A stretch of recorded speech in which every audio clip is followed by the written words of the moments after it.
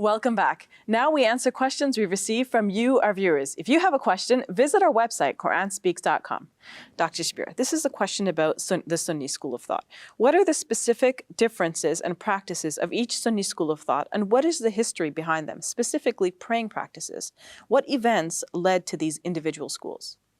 So there are four major schools of Islamic jurisprudence, is what we call them, within the Sunni realm. The first one, in terms of the historical emergence, is that of this, Imam Abu Hanifa. He was born about 80 years of the Hijrah, which means several decades after the Prophet Muhammad, peace be upon him. He lived in Iraq, and he developed his school with many students there. And when we speak of a school, I don't mean like a school building. I mean that there is a body of scholarship that emerges with teacher and student, many students having their students and so on. So there is a way of thinking and way of summarizing all of the information and distilling the final rulings on issues that emerge. And that's called a school. That's running throughout history. And following that, there was the school of Imam Malik, who was based in Medina, in the place where the Prophet Muhammad, peace be upon him, spent the last years of his life. And Imam Malik was born in the year 93, so 13 years younger than Imam Abu Hanifa. Now, if I stick with these two for the moment, we will get to understand how differences emerge. So in Iraq, some people say, well, because that was far from the scene of where the companions of the Prophet, peace be upon him, mostly lived, there was not that much information about the details of the Prophet's practice. So there was more room for interpretation. Because, you know, when you have something reported from the Prophet, you feel obliged to follow that, and you feel reticent to offer your own opinion on the matter. But in Iraq, they had a little bit more of a leverage this way, because they had less reports and they exercised more opinion, and they emphasized the Quranic text. So if something was clearly derived from the text of the Quran, even if somebody came and said, well, we have a report from the Prophet saying something different, they would prefer to go with what is clear from the Quran rather than to go with what somebody's reporting, because they have a suspicion that when people report things, the reports could change from one person to another, especially in the early days when these reports were given by word of mouth rather than to be put into writing or carved in stone. Now, for Imam Malik, on the other hand, he was right there in Medina where many of the companions of the Prophet, peace be upon him, lived, where the Prophet himself lived the last years of his life, and where the practices of Islam were demonstrated for all and sundry. So for Imam Malik, what was being done in Medina, the practices there, the way of praying, the details and so on, all of this must be the real way of the Prophet, peace be upon him. And so he preferred that. So differences naturally arose because of the two different methods that were followed, one in Iraq, another in Medina. Now, did they ever interact at a very early time? Yes, they did. Of course, there was a lot of interaction between Muslims, especially like those who are in Iraq, would come to Mecca and Medina, to Mecca to perform the Hajj, to Medina to visit the mosque of the Prophet, peace be upon him. And so they were aware of what is going on, but they have different lenses through which they are looking at the same information.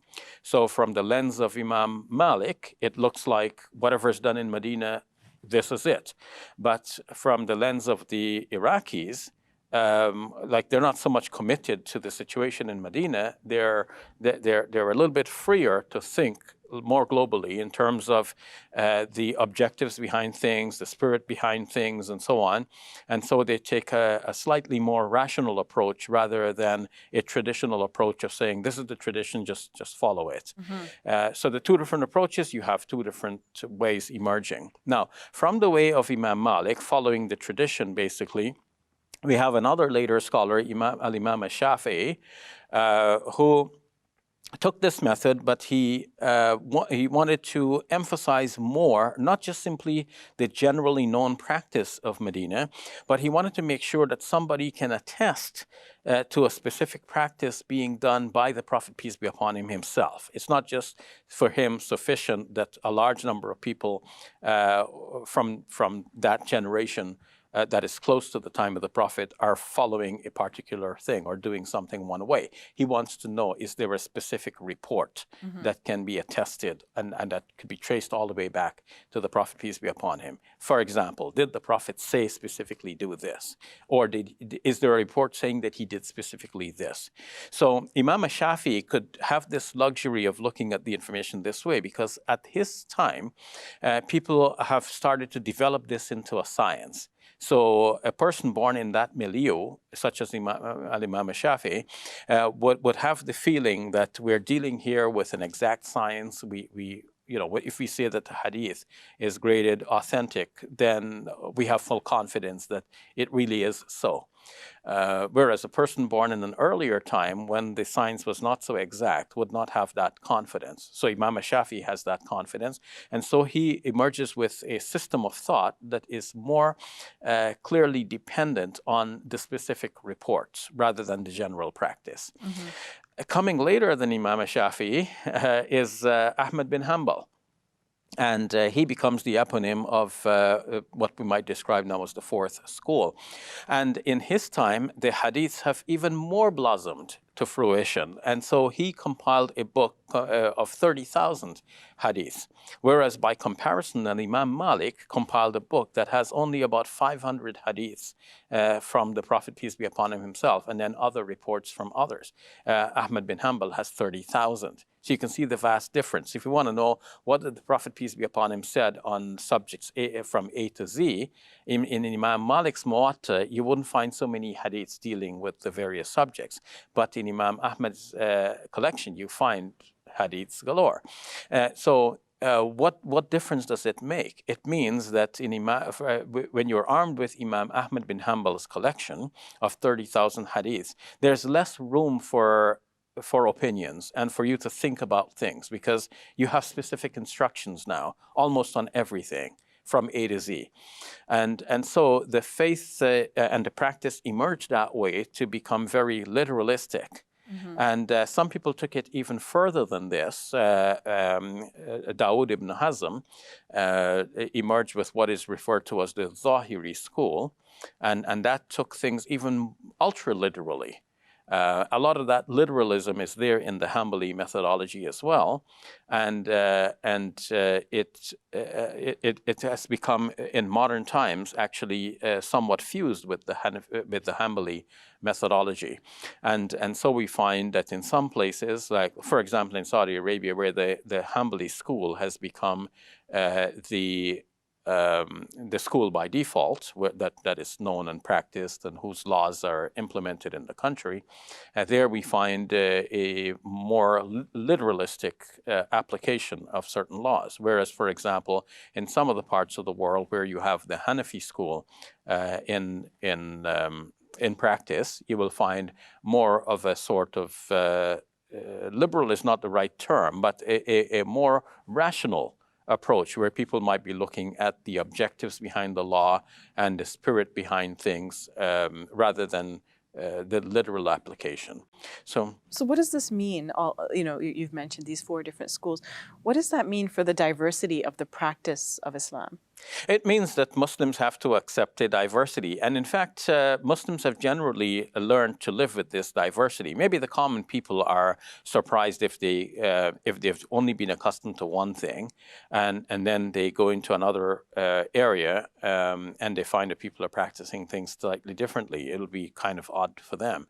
But the scholars know of this diversity. They just have implemented one system in one area of the world because that's easier to teach people. It's easier to teach the common folks one system than to tell them theoretically, it could be any one of these four systems. So does it just affect, little things like the details of prayer, or does it affect wider theological issues as well?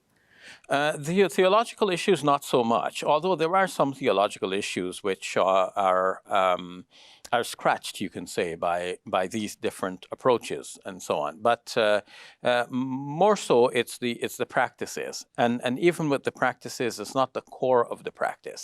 So among these four schools, for example, all of them agree that we are to have 5 prayers. All of them agree that the fard, or the obligatory components of the prayers, are these much: 2 rakats of Fajr in the morning, 4 for the afternoon prayer, 4 for the late afternoon, 3 for the prayer right after sunset, and 4 late at night. But then around this we have other prayers, like what are we to say about the witr prayer? How many rakats is that? Is it 3, or is it just any other odd number, 1 to 7, for example? And does it have to be prayed this way or that way? And then what about the other prayers, which might be called sunnah?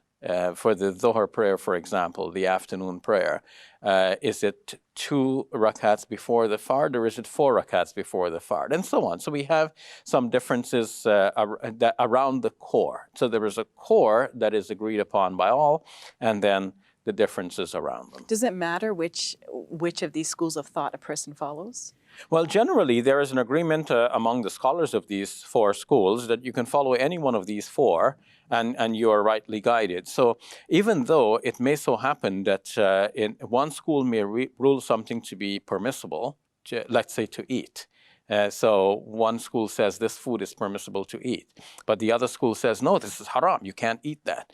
So you might have 2 Muslims side by side, and one is eating it because his school says it's permitted. The other one is avoiding it because his school says it is impermissible, haram. It is a sin to eat.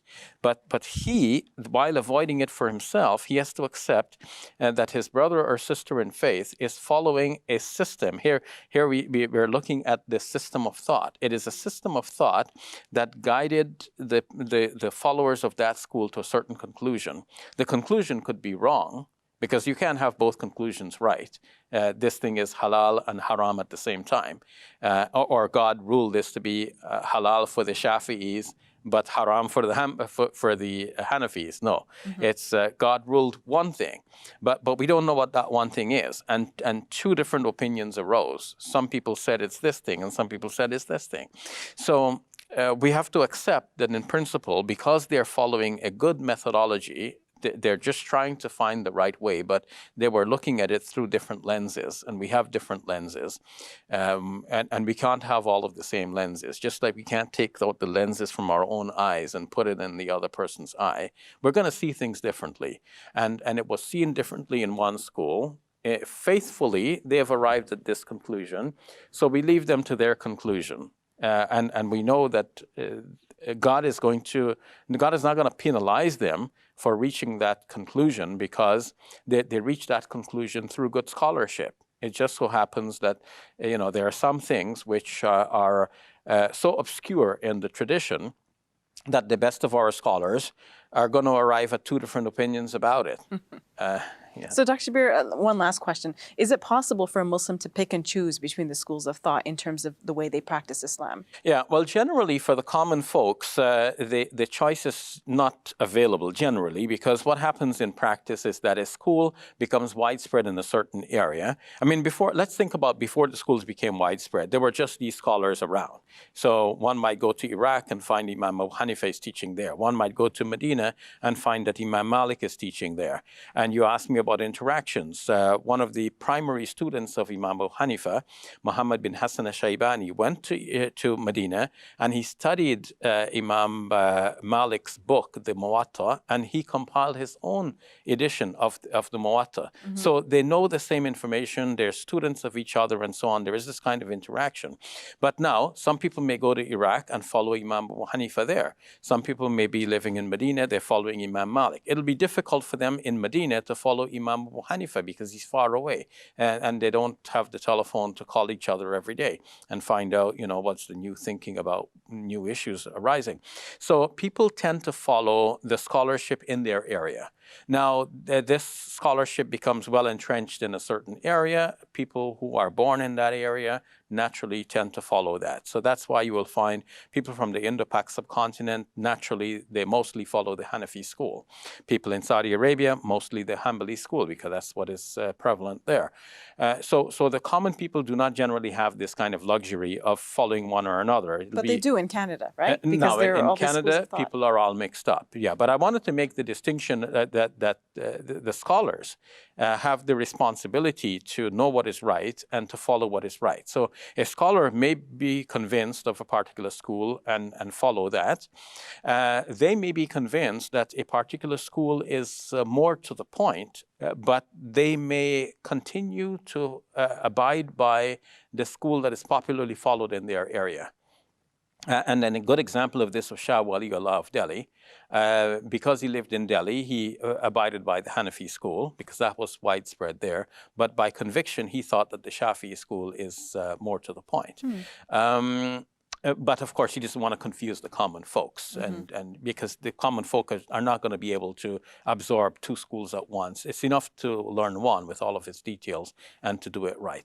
Now, in our cosmopolitan situation, here we are in the Toronto area with people from all around the world following a wide variety of schools. You go to a mosque and the person beside you might be praying differently. Yeah. The person in front of you might be praying completely different. Yeah. So first we have to come to that position of tolerance to recognize that these are a variety of practices that are known in Muslim scholarship, widely acclaimed and acknowledged and verified to be the product of sound methodology.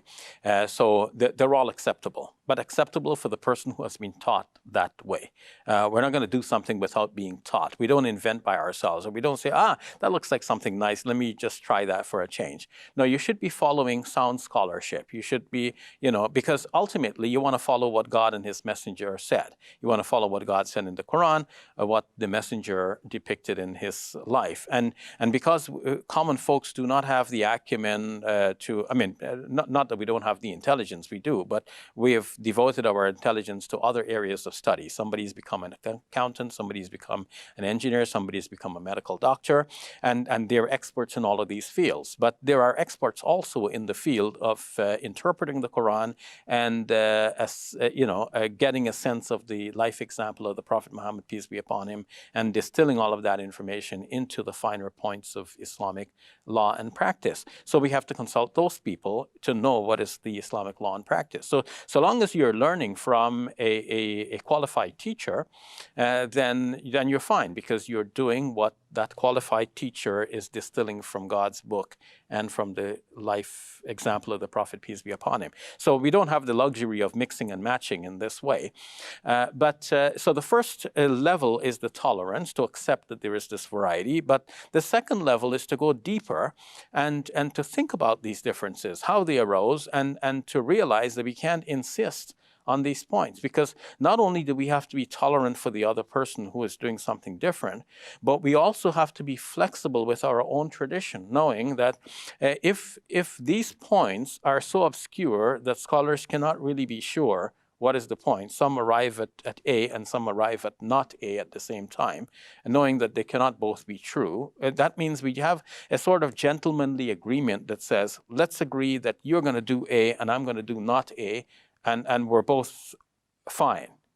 So this is a kind of gentlemanly agreement that says, let's not argue the point, let's just do our own thing. But it means that we cannot be sure either about A or about its opposite. And so we cannot be sure and insist upon these practices. It means that we should have a greater degree of flexibility in the application of Islamic law when it comes to these details, because the details are not so firm. Thank you, Dr. Shabir. That was really insightful and interesting. I appreciate your thoughts. If you enjoyed this video, click like and subscribe. And please donate to support our work at QuranSpeaks.com.